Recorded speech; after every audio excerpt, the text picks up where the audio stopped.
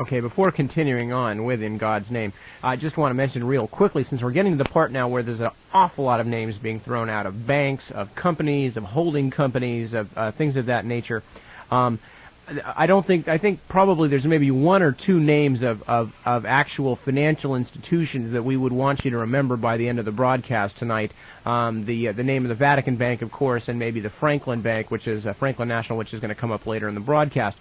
As for the rest of these, it's only important to remember them just so long as you're listening to the operation being explained. There's just going to be dozens and dozens of these things, and don't feel bad if you cannot remember back to Mabusi Bitalagung and Privat Kreditbank and things like, because a lot of these just show up a couple of times. They're used briefly by Sindona or Calvi or Marcinkus or whoever, and then they're sort of pushed aside again. So don't feel that you have to follow all of these names, except just to get the understanding in each particular case of what exactly, more or less, is being done.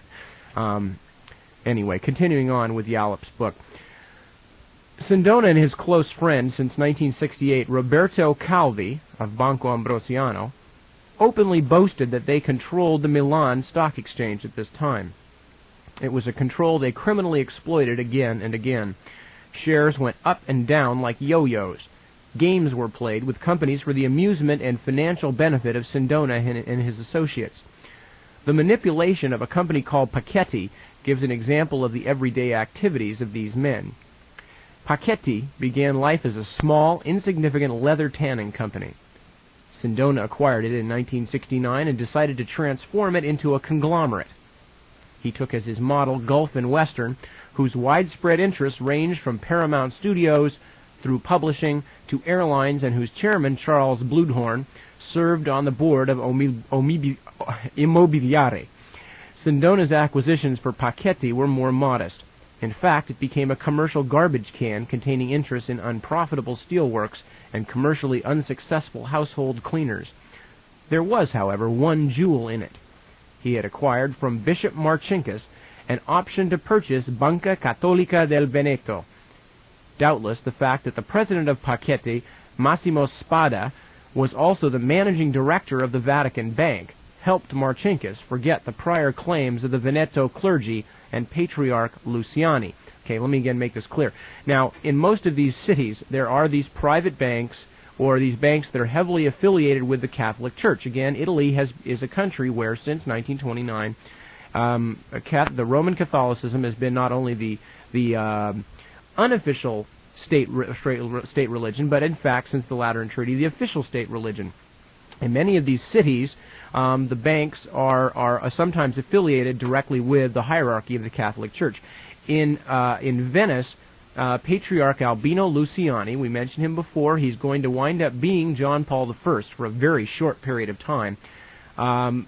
Luciani and his loyalists in Venice were, again, as usual, using the bank for the business of the Catholic Church in that area. And as we're going to see later in the broadcast, this was one of the things that led Albino Luciani to find out firsthand exactly what kind of manipulation Sindona and Calvi and Marcinkus were up to. It's a good point. The name here, the Banca Cattolica del Veneto, is a very important element in this tangle that we're going to be hopefully unraveling for you. So remember that, because it's very, very important with regard to Albino Luciani and his interests in this, in Vatican, what Yallop refers to as Vatican Incorporated. And by the way, broadcasting from Foothill College, this is KFJC, Los Altos Hills. That's right, because as mentioned before, Luciani and his people, because of the fact that they are the Catholic hierarchy of the local Catholic hierarchy of Venice, are, banking, and the church is banking. The Venice representatives, the representatives of the Venice branch, I guess you could say, of the Catholic Church, are banking through this Banca Cattolica del Veneto. But as we're going to see later on, all of a sudden, Luciani, the home team, gets bumped out by the visitors, who are spearheaded by Michele Sindona and Archbishop Marcinkus of the Vatican Bank. Roberto Calvi, who was a party to the Veneto negotiations, agreed to buy on a specified date a Sindona company called Zitropo. The way was now paved for yet another illegal manipulation of the Milan Stock Exchange. The book value of the Pachetti shares was about 250 lira per share. Sindona instructed the stock exchange department of the Banca Unione to purchase Pachetti shares. By using nominees, the shares were then illegally parked in Sindona-owned companies. The price of the shares began to surge dramatically, eventually reaching 1,600 lira on the exchange.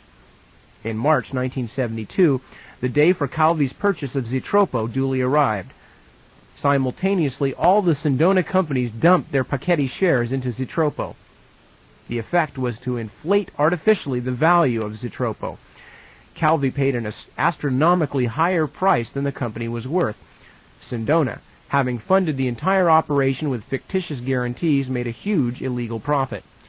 An indication of just how much profit he made on this one operation emerges from the fact that in 1978, a government-appointed liquidator, Giorgio Ambrosoli, discovered powerful evidence that Sindona had paid a kickback to Calvi of $6.5 million, which Calvi shared 50-50 with Bishop Paul Marcinkus. Now, this is important for a variety of reasons. First of all, as we will find out later in the broadcast, the government-appointed liquidator, Giorgio Ambrosoli, was liquidated by a Sindona-appointed liquidator himself, partially because of this particular deal, but also because of some other deals. But it is interesting to notice that one of the things he was involved in was uncovering the fact that Sindona paid a kickback to Calvi that Calvi split with Bishop Paul Marcinkus. Going along. Why would Calvi pay so much over the market value for Zitropo? There are three reasons. First, he used money belonging to others to effect the purchase. Second, there was a $3.25 million profit for him. That's, again, his half of the kickback.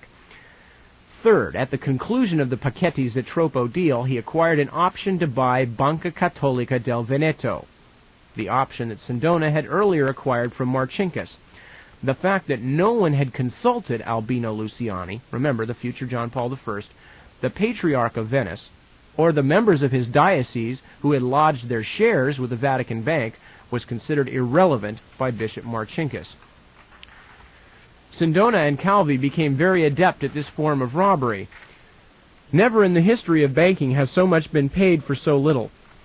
In 1972, Calvi pocketed a further $5 million from Sindona when Bastoghi shares changed hands, and an additional 540 million Swiss francs, about $140 million, when Sindona sold him 7,200 shares in Fina Bank.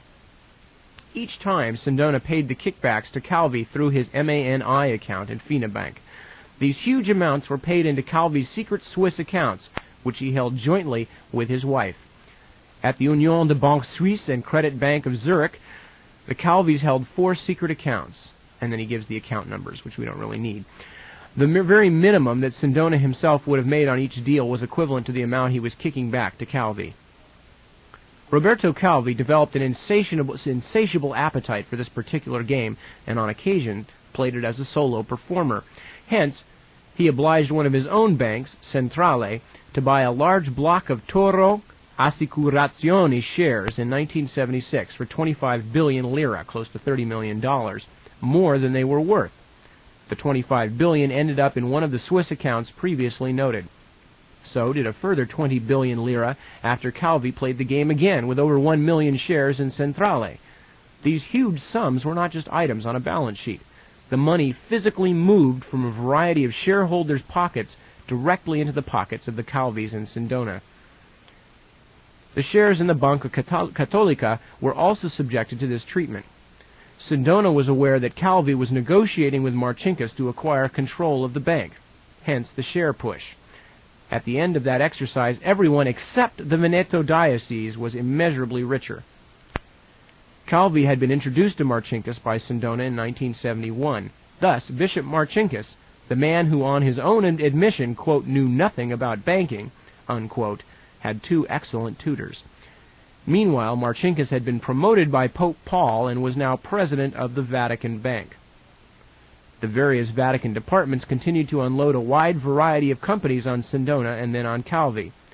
In 1970, for example, they finally sold Sereno, a pharmaceutical company that featured among its more successful lines an oral contraceptive pill. An additional source of profit for the Sindona Vatican-owned Fina Bank was another part of the cause of Italy's faltering economy: double invoicing. As Bordoni observed, it was less succulent than the kickbacks earned through the illegal exportation of black money, but it still reached a high figure. Exports would be invoiced at costs that were much lower than the real ones. Thus, the doctored invoice would be officially paid via the Bank of Italy, which of course would pass the information on to the taxation department. The exporter would be taxed on this low figure.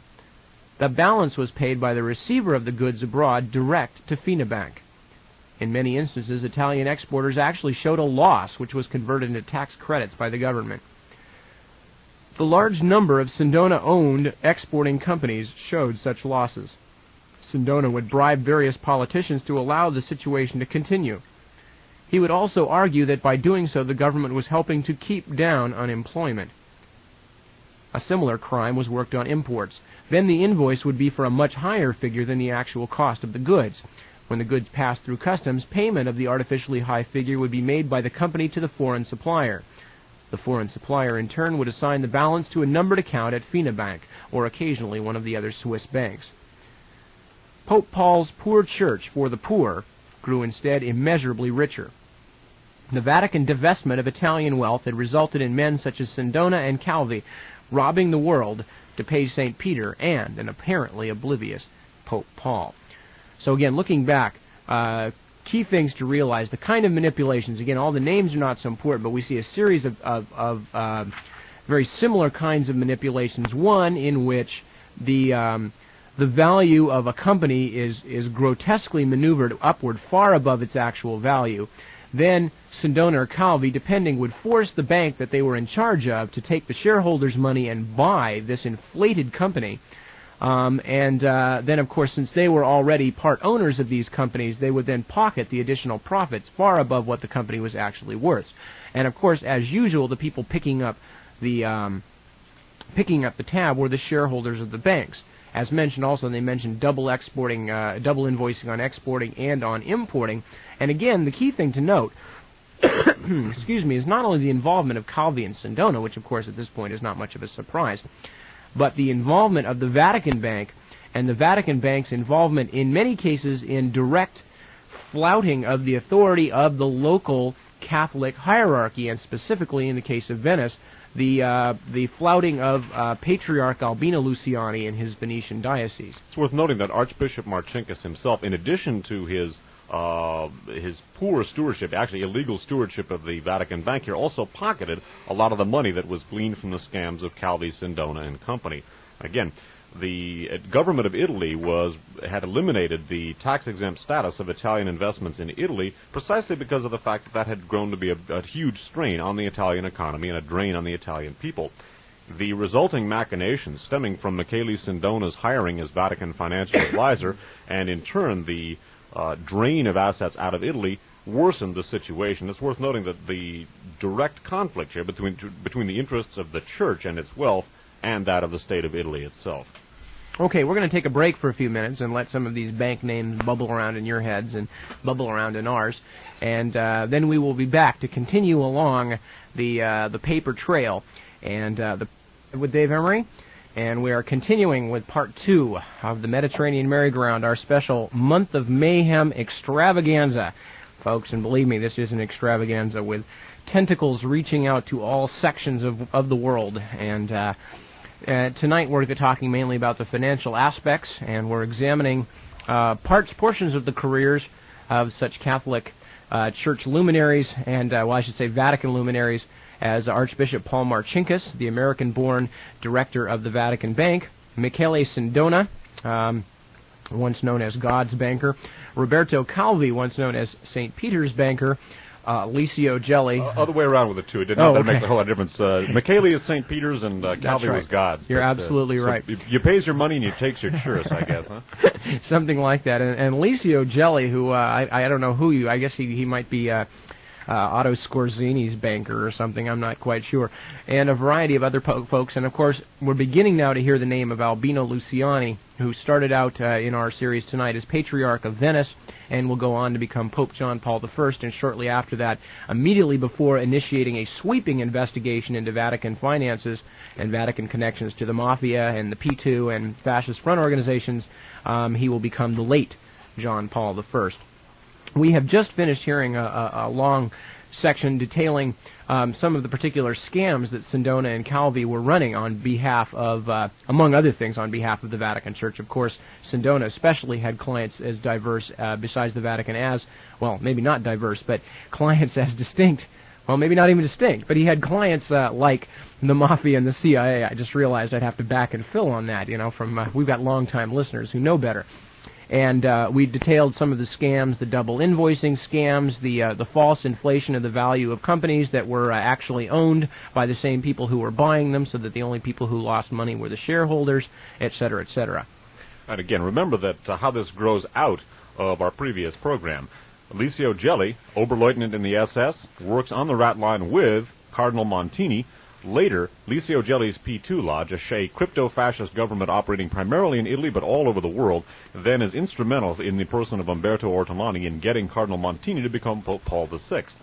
That Pope then brings in P2 member Michele Sindona as the Vatican financial advisor, and we're basically off to the races. But keeping in mind the association of Gelli and then Cardinal Montini on the rat line, and how later Gelli's P2 Lodge came to bring Montini to the papacy, and Montini, or then Paul VI, brings Michele Sindona of P2 right into the very heart of Vatican financing. Continuing now with the account, basically, of Michele Sindona, Licio Gelli, and some of the interesting things that they were involved in here. Again, reading from In God's Name by David Yallop.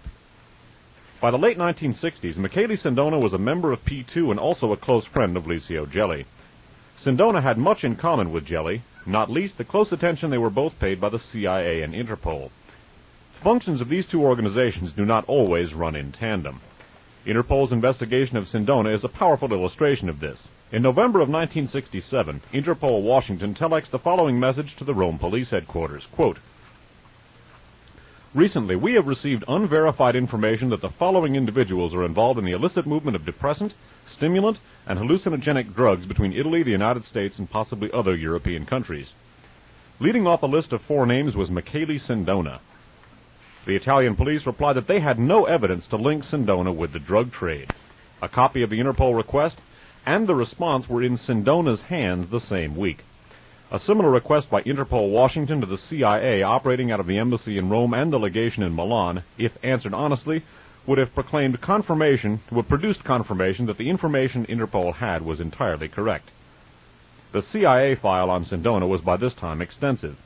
I would add, that next week we're going to look into how the CIA used Sindona. That's going to be somewhat in the background of this broadcast. But continuing. The CIA file on Sindona was by this time extensive.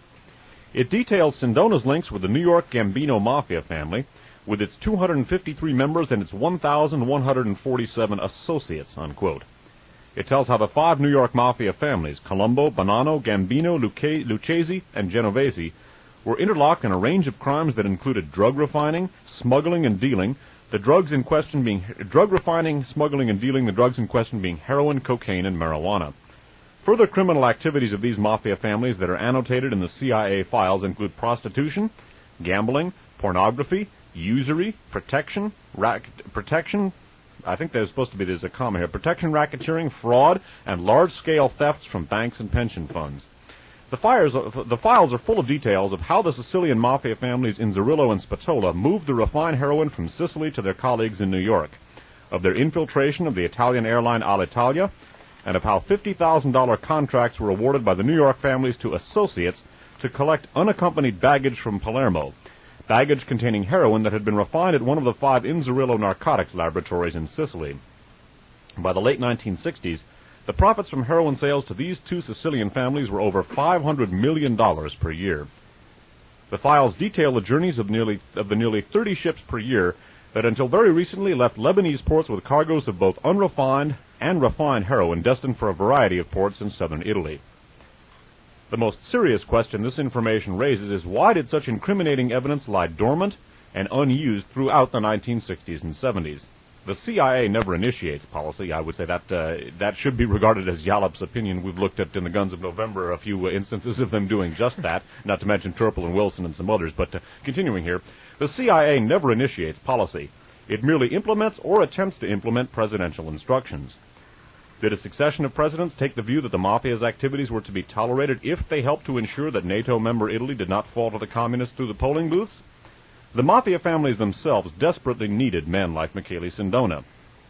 The extraordinary growth of bank deposits and the array of new banks and branches in Sicily, one of the poorest regions in the country, is mute testimony to the size of the Mafia's problem. Enter Michele Sindona.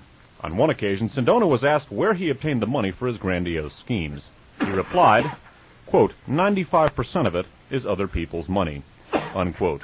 It was a response that was 95% true. The most important aspect of this passage being that Michele Sindona was a key mafioso, a very important man with regard to a number of different mafia scams, and was basically a mafia banker in Italy, the key mafia banker. And remember now that this man is not only a member of the P2 Lodge, but is the Vatican financial advisor at the same time as he's a key mafia banker. So basically we have the mafia ushered right into the innermost sancta of the Vatican here. Now, they mentioned there in the article that by his own admission that Sindona was largely using other people's money. Sindona was also stealing other people's money and trampling on the financial rights of others. And among the people whose financial rights were trampled on were those of the diocese, the Catholic Diocese of Venice. And as we mentioned before, the Patriarch of Venice at this time, in the early 1970s, was Albino Luciani. Also, now, not only, we're going to be coming back to the Banca Cattolica or Cattolica di Veneto, when the scam involved in that. It's going to be touched on again here very briefly. But remember the Mafia association, because and in turn the association between Sindona and the Vatican, because we're going to begin looking at a tightening of those particular connections right here, namely the Vatican and the Mafia. That's right, and we're also going to see the lines laid for a future confrontation that was narrowly avoided by the death of John Paul I, a very convenient death. 2 months later, in May, Luciani, again that's Albino Luciani, Patriarch of Venice, Luciani found himself playing host yet again to a visitor from Rome, Giovanni Benelli, Benelli. In general, Benelli had come to assure him that the problems they had discussed the previous year had not been forgotten. And we talked about some of those problems. They had to do, again, with the Vatican Bank and Sindona's manipulation of the Banca Cattolica di Veneto. In general, Benelli had come to assure him that the problems they had discussed the previous year had not been forgotten. In particular, he had an extraordinary story to tell. It concerned the American Mafia, nearly $1 billion worth of counterfeit securities, and Bishop Paul Marcinkus.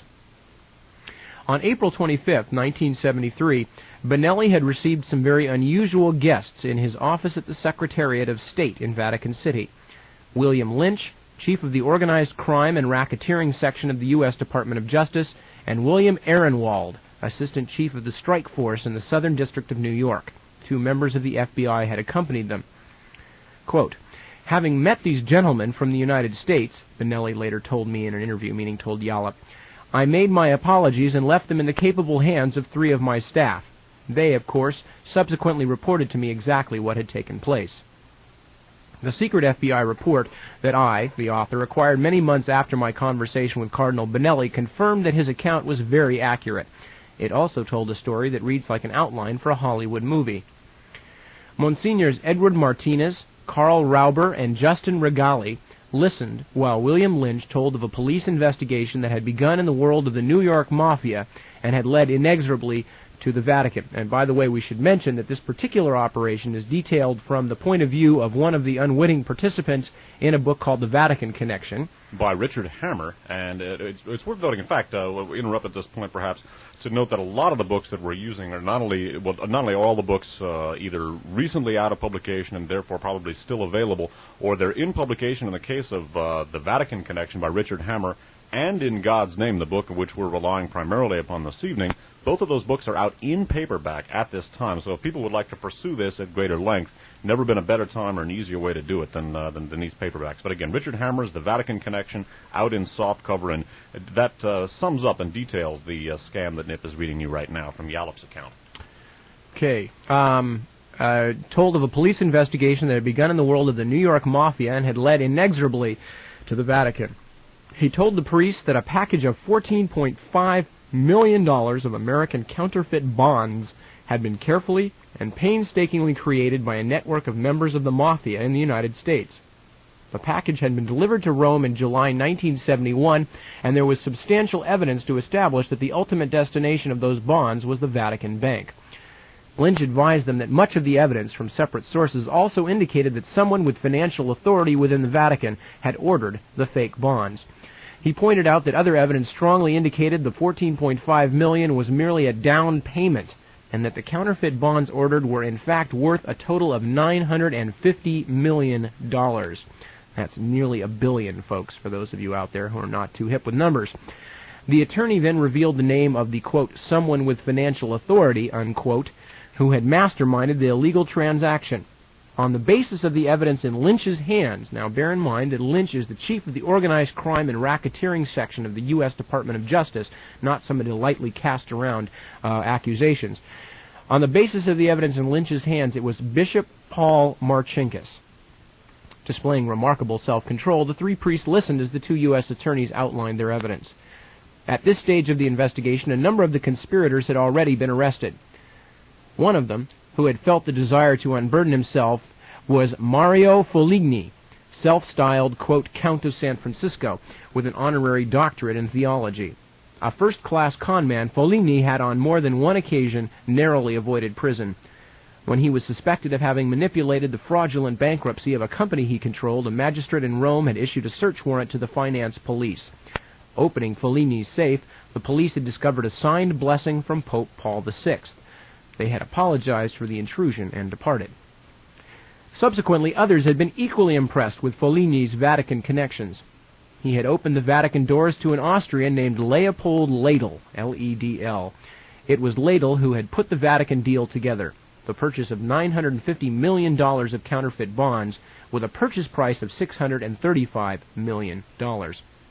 A, quote, commission of $150 million would be paid back by the gang to the Vatican, leaving the Mafia with $485 million and the Vatican with bonds that had a face value of nearly $1 billion. Okay, so just to make that clear real quickly what's going on, the Mafia folks who got these bonds together, they were $950 million worth of bonds, but they are fake bonds. In the real world, they are actually worth nothing as far as any legal value. They were going to be sold to the Vatican, apparently, for $635 million, which then would, a kickback would go to the Vatican of $150 million. So the Mafia would get $485 million free and clear, and the Vatican would get fake bonds with a value of almost $1 billion. Remember, as you hear Marcinkus going through this, that he was born and grew up in Cicero, Illinois, which was the stomping grounds of Al Capone. That'll be touched on later in the broadcast. The American Mafia had been skeptical about the deal until Ledel had produced a letter from the Vatican, written under the letterhead of the Sacra Congregazione dei Religiosi. It was confirmation that the Vatican wished to, quote, buy the complete stock of the merchandise up to the sum of $950 million, unquote. Foligny had told the American investigators that Marcinkus, ever prudent, had requested that a trial deposit of $1.5 million of the bonds be made at Handelsbank in Zurich. According to Foligny, Marcinkus had wanted to satisfy himself that the bonds would pass as genuine. Late in July 1971, the trial deposit was duly made by Foligny. He nominated Vatican cleric Monsignor Mario Fornassari as the beneficiary of the account he opened. A second trial deposit of $2.5 million of the bonds had been made at the Banco di Roma in September 1971. On both occasions, the bonds had passed bank scrutiny, a tribute to Mafia skill. Regrettably for the conspirators, however, both banks had sent samples to New York for physical examination. The Bankers Association in New York ascertained that the bonds were false, hence the unusual presence of American attorneys and men from the FBI within the Vatican walls. Apart from a desire to recover the balance of $10 million of the initial delivery, Lynch and his colleagues were anxious to bring all the participants in the crime to justice. Foligny had told the investigators that the reason that the Vatican required the fake bonds was to enable Marcinkus and Italian banker and businessman Michele Sindona to buy Bastoghi, a giant Italian company with wide interests including property, mining, and chemicals. Bastoghi's headquarters were in Milan, so were Sindona's. It was in this city that the then Archbishop Montini, later Pope Paul VI, had met Sindona. When Montini had become pope, the Vatican gained a new heir to Peter, and the Vatican Bank gained a new lay financial advisor, Michele Sindona. William Lynch, himself a devout Catholic, continued his story. Mario Foligni, it transpired, had fired a series of accusations at Bishop Marcinkus during the U.S. Department of Justice interrogations. Apart from the allegation that Sindona and Marcinkus had planned to buy Bastogi with fake bonds, Foligni had also asserted that with Sindona's assistance, the bishop had established several secret numbered bank accounts in the Bahamas for his personal use. Under interrogation, Mario Foligni had claimed that he had been working personally with Benelli's office, the Secretariat of State, and that as a direct result of his cooperation, quote, the Secretary of State had caused stringent administrative action to be taken against Bishop Marcinkus, which severely restricted the bishop's enormous financial power within the Vatican, unquote. Foligni had insisted that he had told the Secretariat of State of the trial deposits he had made in Switzerland and Rome, and that this information was used by Benelli's office against Marcinkus. Foligni had also advised the Justice Department that he was under orders from the Secretary of State's office, again that's the Secretary of State of the Vatican, not to give the investigators any further details concerning the swindle. Having put this evidence forward, the Americans sat back and waited for a response. As William Lynch and William Ehrenwald made clear when I interviewed them, this first meeting at the Vatican was not seen by either side as an interrogation. It was informal, an opportunity to lay before members of the Vatican's Secretariat of State some very serious allegations. The Justice Department was aware that the central thrust of the allegations stemmed from two expert con men, but there was also powerful internal evidence to support the validity of the statements of Foligni and Ladle. It was because of that evidence that William Ehrenwald had contacted Cardinal Cook of New York via the U.S. Attorney for the Southern District of New York. The Cardinal had been most cooperative, and through the papal delegation in Washington this extraordinary meeting had been arranged. Its real object was not merely to lay down the information, but ultimately to confront Marcinkus. While more coffee was served, the three Monsignors remained silent but thoughtful. Eventually, Monsignor Martinez, assessor of the Cardinal Secretary of State's office, responded. He assured the Americans that he and Monsignor Rauber had complete knowledge of all the affairs of Archbishop Benelli, and categorically denied that Foligni had turned over any evidence to Benelli's office. As for the counterfeit bonds and the trial deposits, this was the first time that anyone in the Secretariat of State had heard about the affair. Taking a classic curial position, he remarked, quote, it is not the intention of the Vatican to collaborate with the United States officials in their investigation at this point, since this is considered to be an informal meeting, and our purpose at the present time is only to listen, unquote. What Lynch and his colleagues were confronted with was a mentality that had defeated many minds better than theirs, that of the Curia, a body of men that gives absolutely nothing away, a government machine that holds the Roman Catholic Church in a vice-like grip. Lynch reminded the Monsignors that to date only $4 million of the fake bonds, remember that's out of an original $950 million, $4 million of the fake bonds had been recovered, and continued, quote, since all evidence strongly indicates that the eventual destination for all of the bonds was the Vatican Bank, and in view of the fact that the total amount ordered is worth $950 million, perhaps I can give you a list of the types of bonds, unquote. Martinez merely swayed out of the path of that punch. Lynch persisted. That way, the records of the Istituto per le Opere de Religione, which is the IOR, the Vatican Bank, can be checked to determine if any of the counterfeit stocks have been inadvertently received on deposit at that bank. The style of Martinez in the ring, Yallop writes, was really most impressive. Quote, I, of course, have no idea if any of these American counterfeit bonds have been received by our bank. I cannot, however, take a list from you to check. That would be the function of Bishop Marcinkus. He handles such matters. Perhaps if you have difficulty in contacting the bishop, you might send a list with a formal letter to the papal nuncio in Washington, unquote. It was obviously time for a change of tactics. Continuing. The U.S. attorneys produced a document they had taken from Leopold Ladle after his arrest. The Vatican seal was on the letterhead, below which was printed Sacra Congratione dei Religiosi. It was the Vatican order for nearly $1 billion worth of counterfeit securities. It had convinced the mafia. The Monsignors examined it carefully. There was much staring and holding up to the light. Martinez rubbed his chin thoughtfully. The Americans leaned forward eagerly. Perhaps they had finally gotten one past the redoubtable Martinez. Quote, The letterhead appears to be identical to the letterhead of one of our sacred congregations that is located here in the Vatican, unquote. There was pause.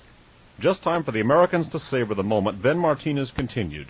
However, I would note that while the letterhead appears to be legitimate, that particular congregation changed its name in 1968, and that as of the date of this letter, June 29, 1971, the name shown on the letterhead would be incorrect. The new name is Sacra Congregazione per I Religiosi e gli Istituti Secolari. Please forgive my Italian here. The American investigators had, however, succeeded in their main objective. It was agreed that they could see Bishop Paul Marcinkus face-to-face the following day. This in itself was an extraordinary achievement, for Vatican City fiercely guards its independent statehood. During my interview with Cardinal Benelli, he confirmed that he had indeed received information about the whole affair from Mario Foligni before the Vatican visited the American investigators. It had seemed to the Cardinal to be a self-serving effort by Foligni, who by that time knew the game was up. As to the validity of the information, Benelli confined himself to the observation that he found the information very interesting and useful.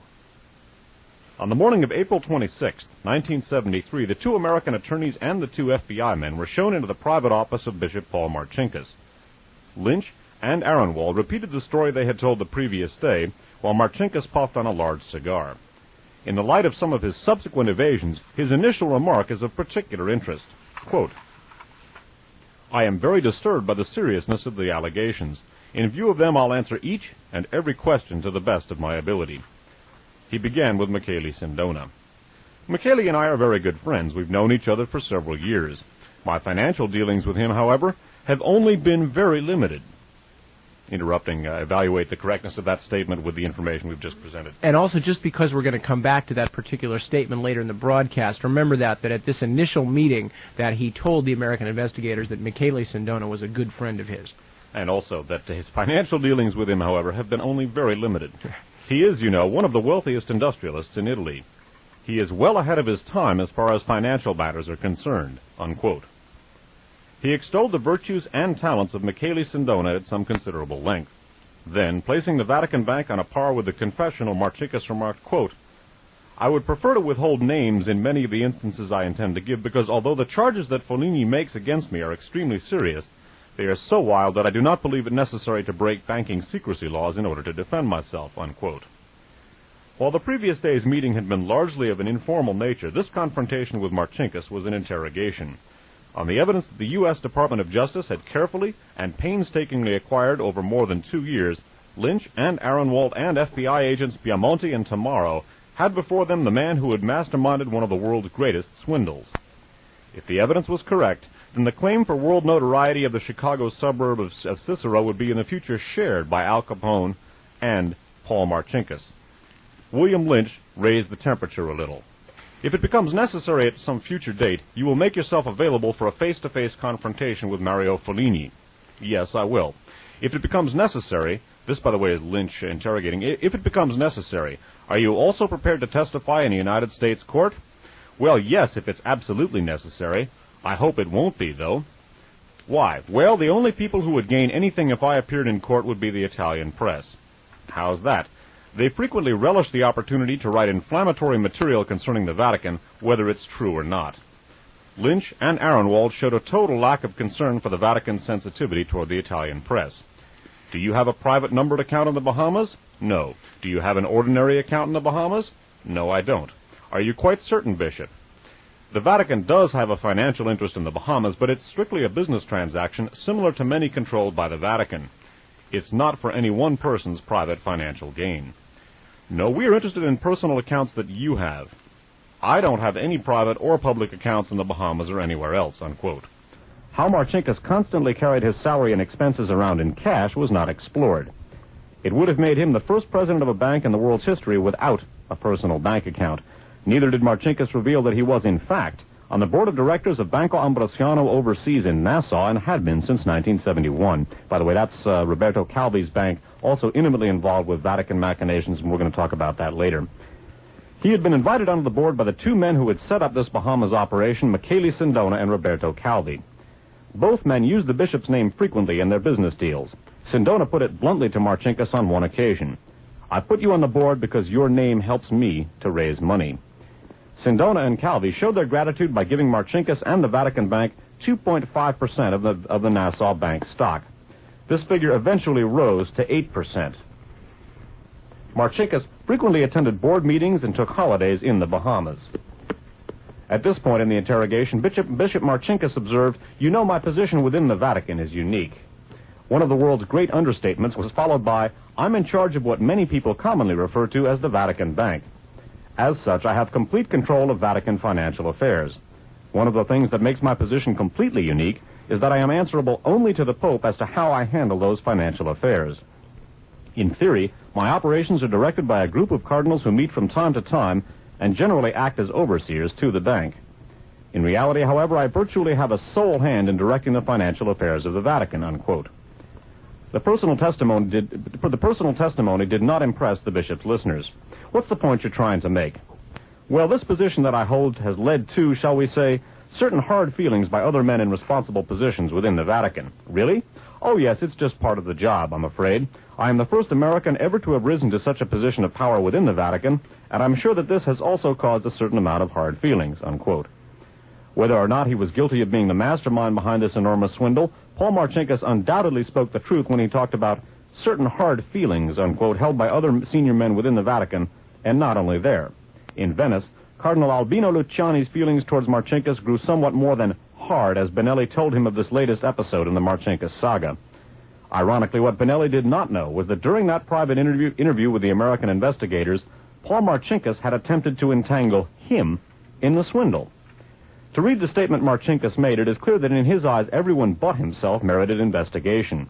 Of Father Mario Fornassari, who was allegedly deeply involved in the affair, Marcinkus noted, "Some of the people who work for me at the bank have pointed Fornassari out to me as an individual to avoid. I'm sure you know that Fornassari was denounced some time ago for writing libelous letters." Really? What happened? "I believe the charges were dropped," unquote. Marcinkus conceded that he had been involved with Mario Foligni, without doubt one of the principal figures in the billion-dollar swindle, on at least two business ventures. The first concerned a $100 million investment scheme that did not come to fruition. The second was a $300 million deal involving Foligni and Italian industrialist Carlo Pacenti. That, too, had aborted, but as Marcinkus told his convoluted tale, he was at pains to drag in Benelli's name. Apart from inadvertently demonstrating that his ego had been bruised because Benelli had asked Pope Paul to consider the $300 million deal, and Marcinkus clearly believed that no one but he should talk to the Pope about money, Marcinkus attempted to link Benelli and Foligni, presumably working on the law of guilt by association. In view of the subsequent activities of Michele Sindona and Roberto Calvi, both close friends of Marcinkus, it would be interesting to know if Marcinkus still holds to this dubious tenet. What Marcinkus neglected to explain, perhaps because he was not asked to, was why he was even prepared to consider the $300 million deal involving Foligni some 8 months after Foligni had unloaded $1.5 million of fake securities in a Swiss bank, and some 6 months after he had unloaded $2.5 million of phony bonds in the Banco di Roma. It is inconceivable that Marcinkus did not know of these criminal activities. All banks were alerted. At the end of a long interrogation, Marcinkus maintained total innocence and disclaimed all knowledge. He happily accepted a list of the counterfeit bonds and said he would keep his eyes open for them. A variety of people were eventually found guilty of involvement in the billion-dollar swindle. With regard to the allegations that Bishop Paul Marcinkus was involved, attorney William Aronwald told me, quote, "The most that could be said is that we were satisfied that the investigation had not disclosed sufficiently credible evidence to prove or disprove the allegation. Consequently, since we were not morally satisfied ourselves that there was anything wrong or that Marcinkus or anyone else in the Vatican had done anything wrong, it would have been improper of us to try to grab some headlines."